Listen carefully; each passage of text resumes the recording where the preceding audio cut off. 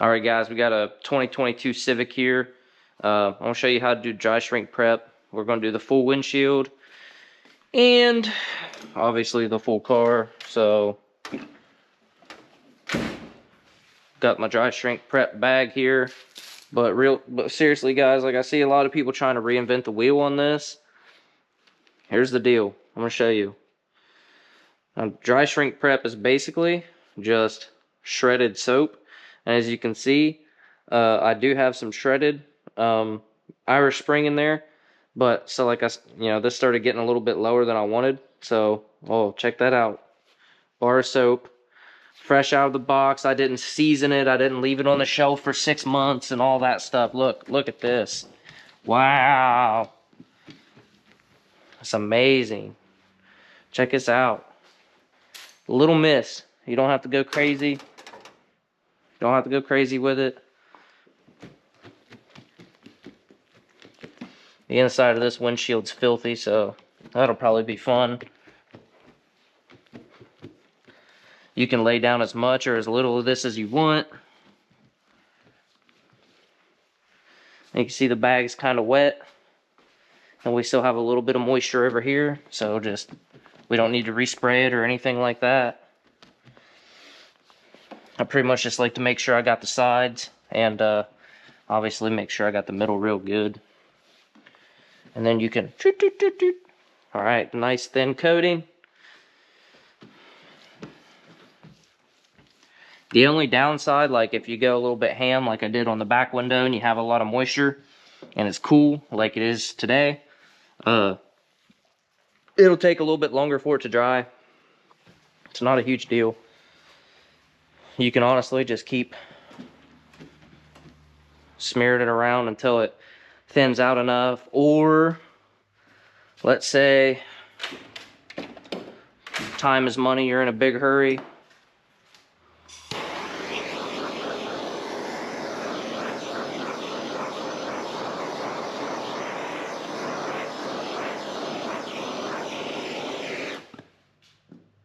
Some kind of chunk of something.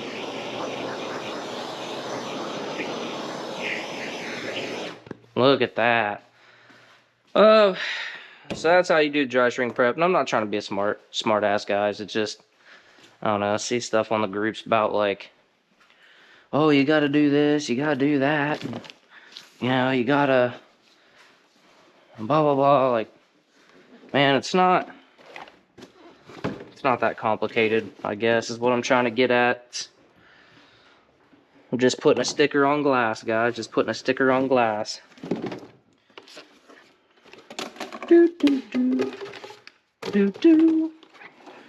So you can also run a heat gun. You don't have to torch it, but I don't mind if it's just a little bit. I don't mind if it's a little bit wet. GoPro, stop recording. All right, we have a visitor. Shop supervisor is out. So I think as I was saying, I don't care if it's just a little bit damp. A little bit of moisture is not too bad for me personally, the way I do things. Helps keep the film in place.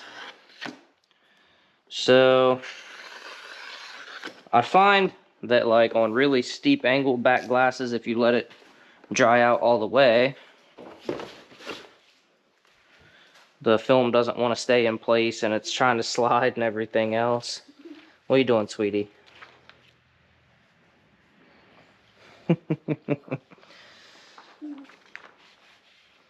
This, with it being just a little bit damp, it'll hold itself on there. It's not trying to fall and all that stuff. Goodness. You okay? Yep, don't touch, okay? H. H? Yeah. That's a K. K. What's this one? D. Good job. What's this number? Hi. Good job. What's this one? Hi.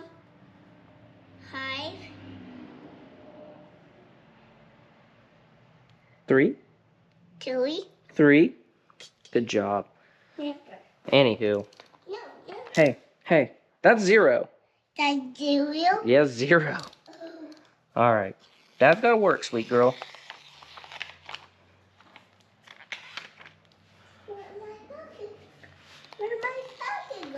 Your pumpkin?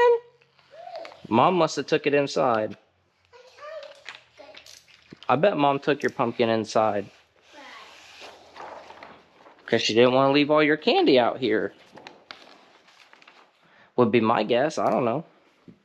Ask her, not me. Well, my daddy? What my daddy got? Your candy, yeah, it's probably in the house. It's good day? Is it good? Yeah, it was good. The candy you shared with me was good. Yeah.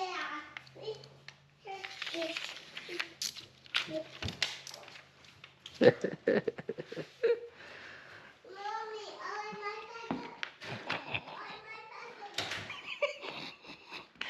Oh man. All right. Anyway.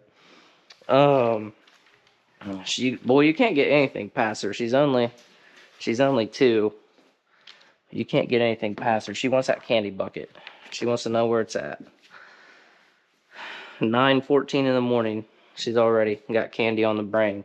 So anyway, you see, I just lift that up, stretch it out. Let's go ahead and heat shrink it. Oh, my cord's over here because I was running the heater for a little bit. It's that time of the year. What do you guys want to do? You want to heat shrink this? We're going to do the no touch. What are we going to do? Let's do every technique we know. Except for pocket shrinking. I don't want to pocket shrink it. Top corner we'll do no touch.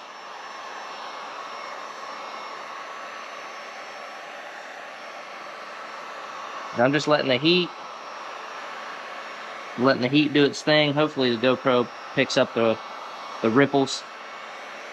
Letting the heat and the airflow move the film where it wants to go.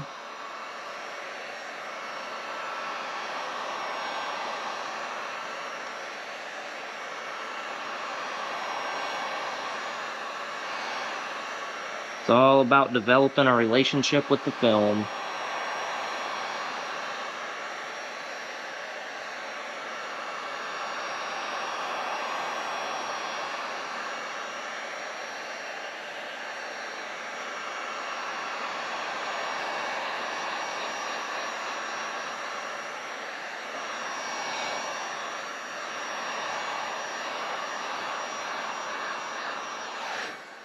All right, we ready?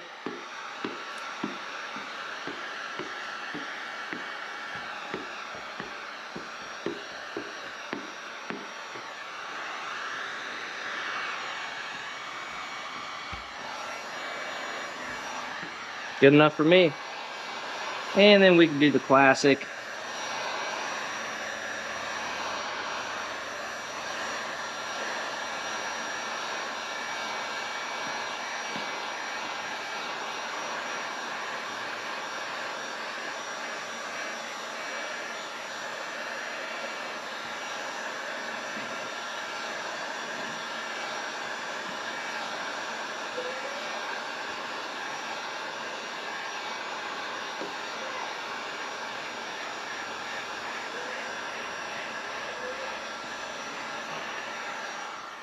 Yep, you found it.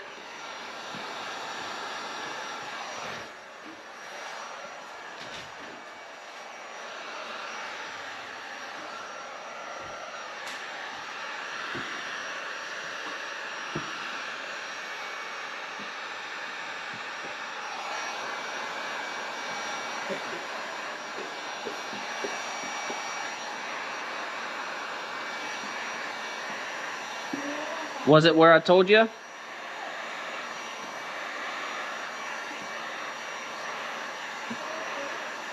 No, we're not eating candy this early in the morning, honey. You gotta eat some breakfast.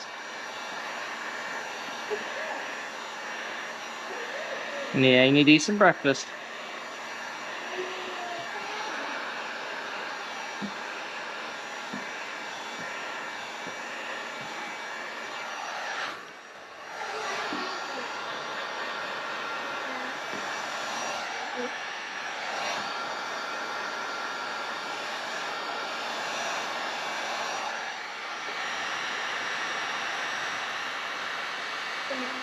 What, baby? Huh?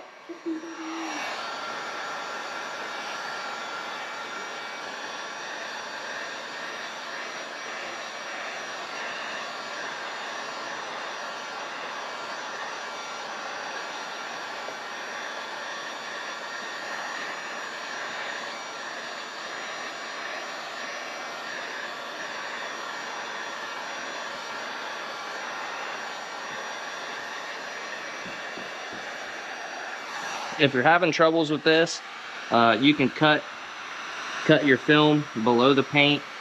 I didn't have a whole lot of overlap, so I wasn't too worried about it. But certain cars, especially if you're just learning, that can definitely mess you up. I'll shrink that just a touch more.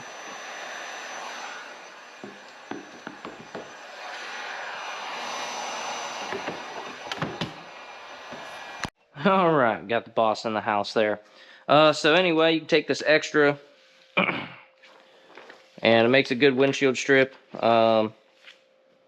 If you're putting one on there, like I said, we're doing a full windshield on this one instead of just a brow. So then what I'll do, rocket surgery here, very, very carefully. You can cut this if you had a peel board or whatever.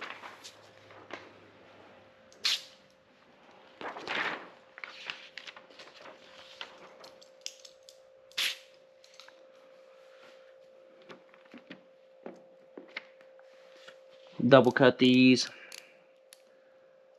And these you want to be relatively tight because usually the trim on them is like dang near touching. And so you don't have a whole lot of border to work with. And the good news is they don't use very much film at all, so if you do mess them up, it's not really a big deal.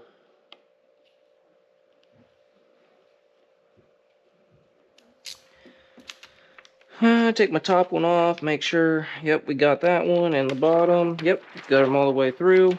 Now, if you're new, you're just starting out, you could save this and do some quarter windows. Time is money for me. You know, most of the time I have enough extra off of whatever I'm working on to cover the quarters, and if not, I got some scrap pieces laying around in boxes up there, so not really a big deal. Snap me off a fresh blade, and now on this side, let's pop in here real quick. At the bottom, the trim is almost touching. There's really not much of a gap, but over here we have considerably more room to work with. So I like to try to cut these pretty tight, you know, tight enough that you're not messing around trying to tuck a ton of film, but generous enough that you know, you got a little wiggle room just in case it's not laid on there 100% correct.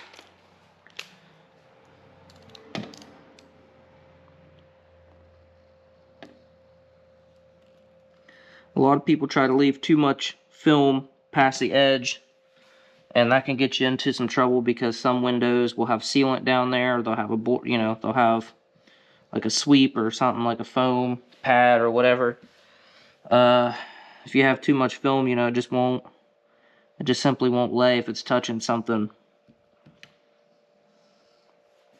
So in the beginning, you know, it's going to be a lot of trial and error, finding that sweet spot. Biggest thing I think I could recommend when cutting this stuff is to take your time. It doesn't matter how slow you cut it when you're learning. I mean, yeah, everybody wants to make as much money per hour and they want to go as fast as they can, blah, blah, blah. But if you know, you're cruising along here and you get off and you cut off into your workspace, and now, you know, you don't have enough film on the other side to shift it over and all that. Well, now you've got even more time wasted because you're going to have to start all over. So if you just slow down and do it right, you know, it'll work out better for you in the long run. One thing to note too is the top, which I don't really know if you can see, but there's like a freaking, I don't know, probably at least a finger width, which is, I don't know, 3/4 of an inch or something like that. So pretty big border on the top. So I will kind of cruise through there. I'm not one of those guys that's like, oh, look, it's gotta be, man. I've never, ever, in almost 7 years of doing this, I've never had somebody look at the top of the glass here and be like, oh, that's not good enough. That's too wavy.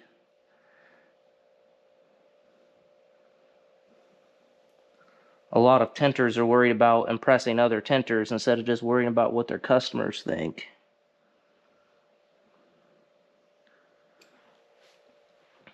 As tinters, I'm not even going to say good, I'm going to say experienced tinter. Any experienced tinter can look at a tint job and find something that they don't like, or they would have done better, or whatever, or done differently. So, I don't know, I'm not really worried about it.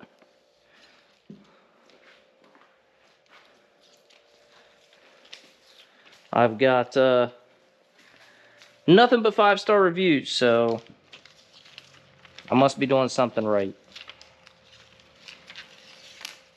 Aha, just that little spot. No big deal.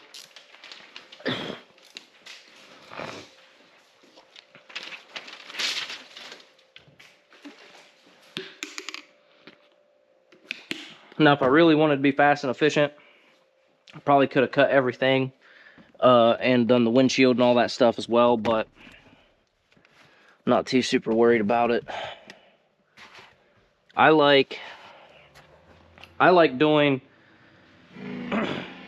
when there's multiple shades involved, I like doing all of one shade, and then, like in this case, the windshield's going to be a different shade, so that I want to do it last, so that way, if I make a mistake, like say I cut everything all out at once, and I got my 35% roll sitting on top, and I make a mistake on one of these, and I'm just, you know, in a hurry or not paying attention, or I get a phone call or whatever, I pull 35 off, and, you know, then it doesn't match. Not a good deal. So I like doing all one shade. I'll do the windshield last in this case, and it's either going to work or it won't, right? So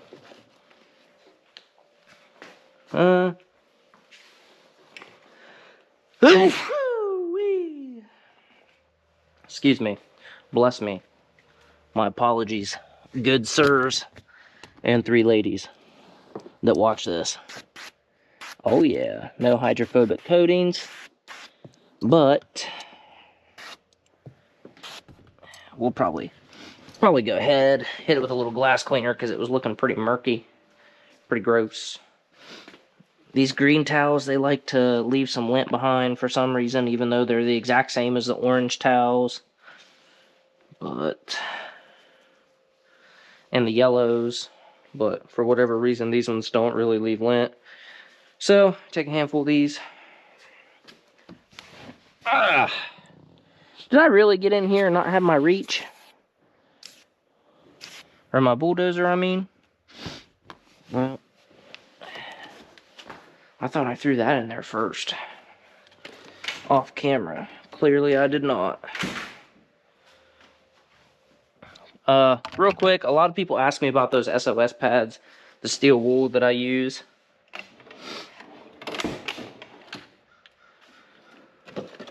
Right here, guys. That's it. Soap-filled steel wool pads.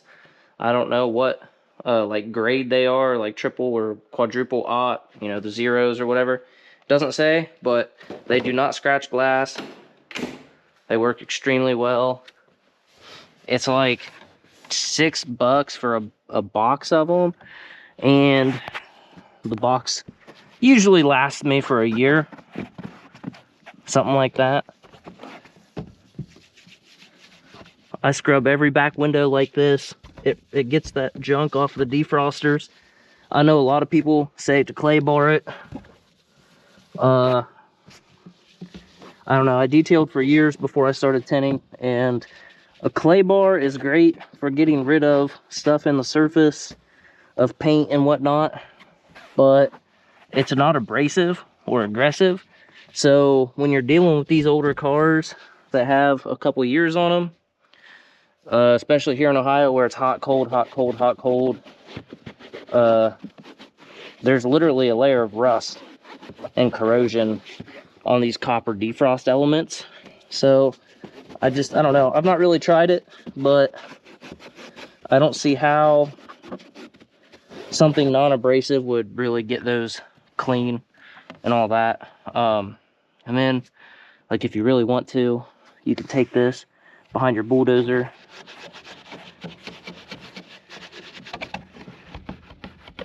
You gotta watch out though, because if they get too old, they'll want to just like fall apart, and then you'll have a big chunk of steel wool left down there.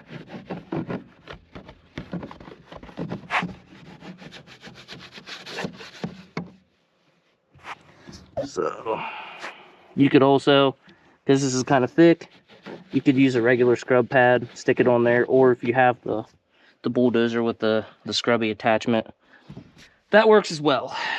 So choose your own adventure, guys.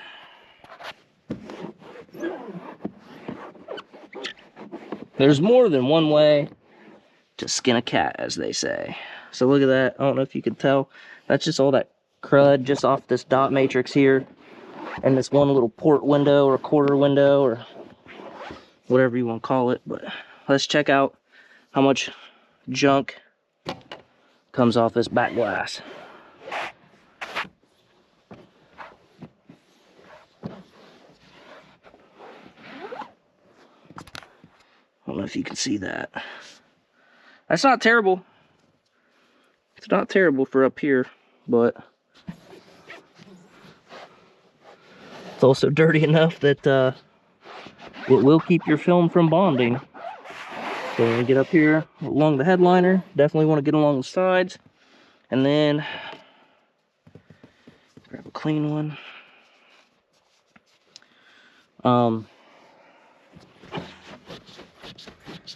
Just try to get down in there as best as I can. I know some people remove the deck lids. I don't really think it's necessary. I don't know how the Hondas come apart, but been doing this for years. I've never had a back window come back for film failure or peeling or anything like that. Bubbling. Whew. Man, I'm feeling out of shape this morning.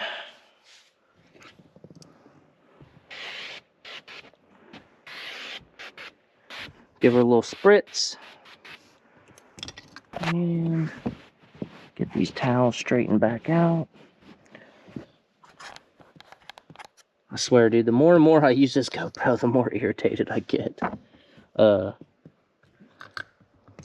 It's heavy with this media mod deal on it. I'm not even running the mic.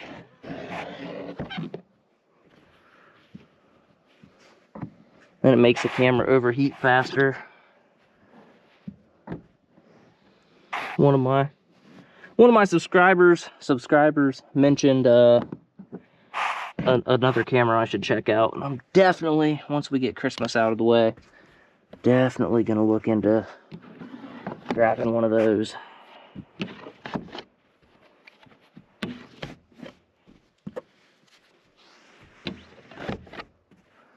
So as you can see, I just took my pink clean, got down as far as I could. Now we're going to take the bulldozer, overlapping swipes, and I'm wiping it off with my fingers. Some people use a towel, but like I said, towels tend to leave some lint behind. So then you're putting lint back onto your squeegee potentially. And then, yeah, then you're going to stick it on the glass. So, in my opinion, not super efficient. This is probably one of the biggest game changers. This and this next step I'm about to show you changed my back windows forever. Excuse me. So you miss the air above the film, right? Obviously, so any dust and particulates that are floating around, the water hits it, it gets trapped, and then it, you know, gets heavy, brings it down to the film. Then you squeegee off the top edge, so any dust and junk that might be sitting on top of above the film isn't going to run down into your tint. And I like to really soak the bottom. I've said this on every back window video I do. I soaked the bottom, and I don't want to, I want to get this wet up here, but I don't want to I don't want to get so much moisture that it floods this area and brings junk down. I guess. A long-winded way of saying that. Bro, seriously? Alrighty then. Cut. Edit that out. Same deal. This has got some of yesterday's slip solution in it, so I'm just kind of purge it out. I don't think it's going to make that big of a difference, since yesterday's was made fresh too, but same deal. I'll just sit that in there. And guys, it depends on like the car, like how much I try to take care of it, I guess you could say. Like, you know, I did a RAV4 yesterday that just come from the detailer, and it's a really low mileage car, so, you know, I took a little bit of extra steps, but this is a young kid's car, and it's not in the greatest of shape. So I'm not gonna get too over the top with trying to make sure I don't get a drop of moisture inside or anything like that. I do clean up after myself, don't get me wrong. I wipe up my moisture and all that stuff, but as far as just tossing the tools in, or like, say if it was a black car, I would not stick my magnetic squeegee on there, but yeah, it's a dirty car, so me sticking my little squeegee on there is not gonna do anything, you know, to this car. But, you know, if it was like a Corvette, well, if it was a Corvette, it's fiberglass, so it wouldn't stick. But if it was a high-end vehicle, brand new, whatever, I wouldn't do that. Most of the time, I don't utilize the magnetic aspect of the squeegee anyway. I usually just hold it in my mouth, but kind of hard to talk to you guys with a mouthful of squeegee, you know. So anyway, so just gently, I'm gonna just barely touch the very edge just so I can get this going. And there's 100 different ways to reverse roll. I like to get mine over the third brake light on these cars. And I don't know if you can see here, but I'm not touching the headliner. I just want to get this film on the glass, and I want to get this flat, and I want to get rid of that release liner, because what happens is you start pushing, but you're pushing on the release liner, and, you know, stuff's not really happening. But slow is smooth, smooth is fast, guys. To a degree. You obviously can't sit here all day fighting with it. And the more you try to fight with it, the more likely you are to crease or damage or get a bunch of junk in it. So I want to rotate this. Remember how I said that this was like, there wasn't a lot of room on this side? So this is what we're doing. We're going to slide this side where it needs to go. Boop. Run this across the top.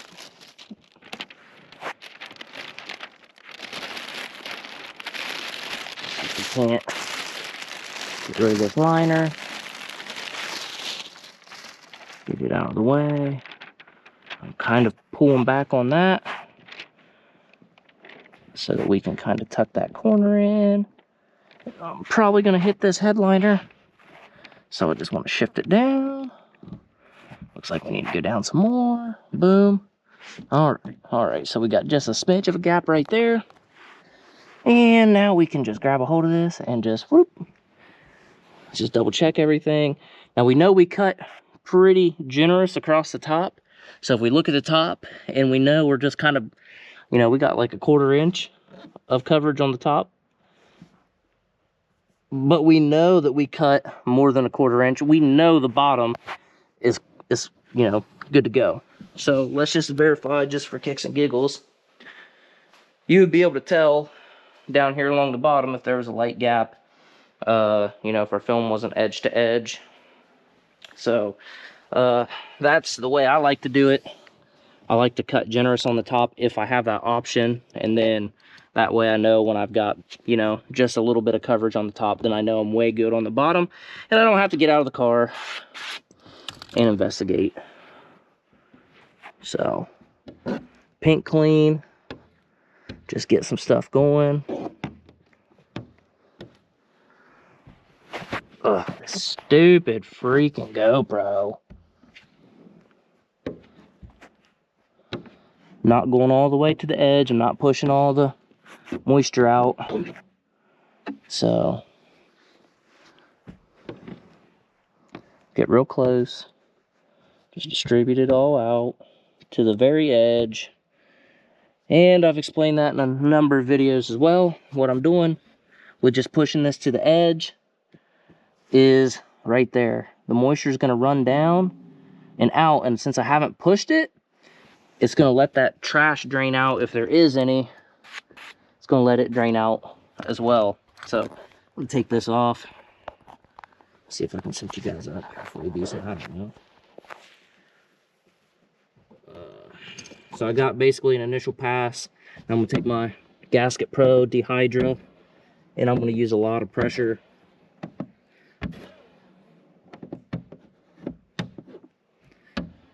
Overlap it a little bit. Go down as far as you can. I like to make sure I get the top really good, because then that'll seal that in, and then I don't have to worry about junk running out of the top and back into my film.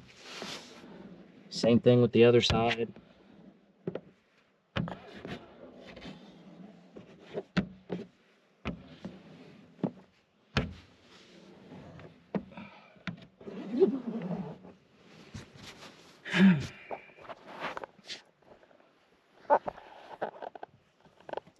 So we got everything that we could.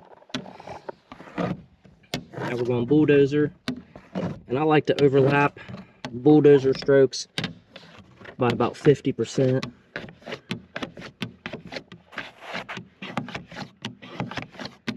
I'll start in the middle behind the brake light.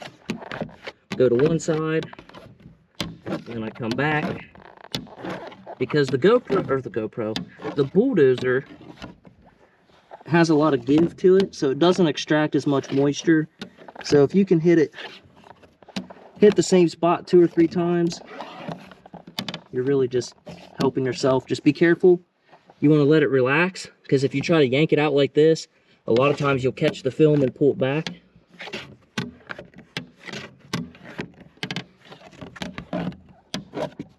And that's that. Show you how I do these quarter windows. All right, so we got our deal done right there. Just go ahead. I'm just gonna gently, guys. Oh, what's this here? What's this here? That could be dangerous. I'm just gently going basically around the edges, and then I'll go across this, clean up my moisture, get any, you know, big bits of water off the glass and the deck lid and the edges, so that way the film doesn't try to suck it back up, causes problems later on. This is why I like to do the back window first. So if I have a mistake here, generally it's probably something that came from when I just started. I had a lot of troubles with back windows, like most people do, so it was always the window that took the most amount of time. So I wanted to get it done and out of the way first. So now on your windows like this, a lot of times your paint clean is going to be too big, unless you have a like a pink turbo basically. But the process is still the same. We already scrubbed it, so now we just flush it, squeegee all this off. So now the big game changer for me, don't spray this window. Because what's going to happen is, inevitably, unless you're using a spray bottle and you just barely trickle some on there, moisture is going to get up in this top edge, and that's going to bring trash. Gravity's going to pull it down into your film. You're going to get some specks. So we squeegeed it. We're going to hit this. We're going to do same thing we do with our other film, with our back glass, our top edge for our roll-ups, all that. Whoops. squeegee the top. We're just going to give it a quick mist, so if there's any dust between us, no big deal. Okay. Check this out. See if we can do this gracefully. We'll try to lay this in here, and this just takes practice. So if you mess something up, don't feel bad. Right there, I don't know if you can tell. We just want to drop it in. Now sometimes the trim on these will be in such a way that you just really can't get the film in there without kind of grazing the edges. I don't know if you can tell, but it's kind of lopsided. And all that, like, you know, it just is what it is. I like to kind of hold the film in place because we don't have a whole lot of wiggle room here. And so what can happen, if you push this too hard, your film will drag and then lock down because you just got some moisture out, and then you're kind of screwed. Sometimes you can lift the film back and spray it a little bit and save it, but a lot of times when you peel that film back, you're going to get junk in it, trash, contamination, whatever. And that's obviously kind of counterproductive to what we're trying to do. So I'll usually go over it 2, maybe 3 times, and that's just mainly just to make sure I got as much moisture extracted as I could. We'll clean this up.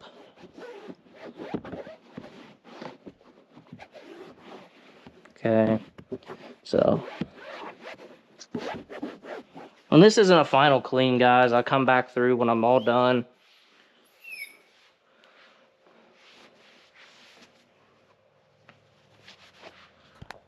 See here, we got 1 hardened particle, looks like 1 speck there, 2 specks.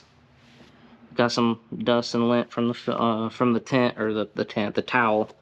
But it looks like we got 1, 2, 3 specks. So 3 specks on a quarter window. This style where you have to drop it in, like, guys. I mean, and you saw how close I had to get. I had to get right up on it. So I'm good with that for sure, for sure. So let's go jump over to the other side to repeat. Don't step on that. Trust me, you will, you'll hit the ground quickly. It's not very fun. So, same deal.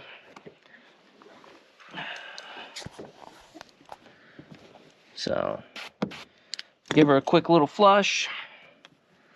So you can see how that gravity is pulling down that moisture. And so you know we're pulling, because we just sprayed it all willy-nilly. You know we're going to be pulling trash down out of there. So that's why I don't spray the window a second time. Now, I should probably get a pink clean in this size, just because it's such a great cleaning squeegee. I really enjoy it. But you can see, guys, the results speak for themselves. Kind of the same deal with the bro, what do we do with our, oh, it's right here. Kind of the same deal as like with the back glass. We don't want to just soak this down because junk's gonna come up out of here and, you know, all this. So just a quick mist.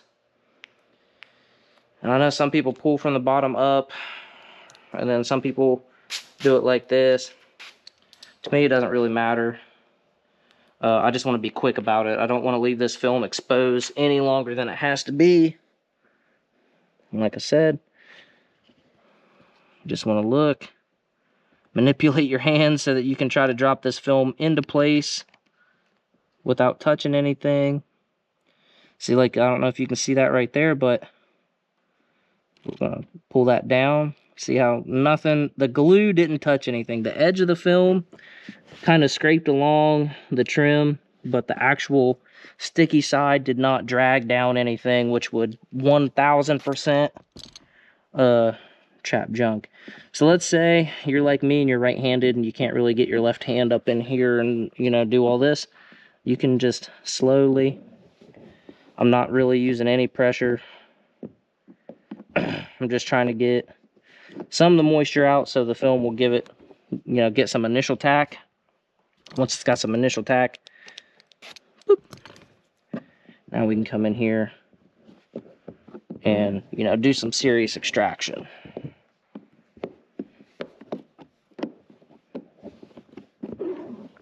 Man, I messed up and made it way too hot in here. Oh well, don't know how I managed that. Oh, got a little finger right there.